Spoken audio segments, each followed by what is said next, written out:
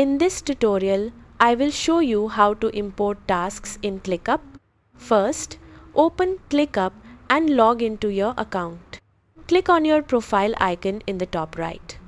Select Settings. Go to the Imports Exports section. Click on Import. Choose Spreadsheet as your import source. Select the team space where you want your tasks to be added. Make sure you choose the correct space for your project. Next, select your file format such as CSV or Excel. Click Continue. Upload your file from your computer or drag and drop it. ClickUp will show a preview of your tasks.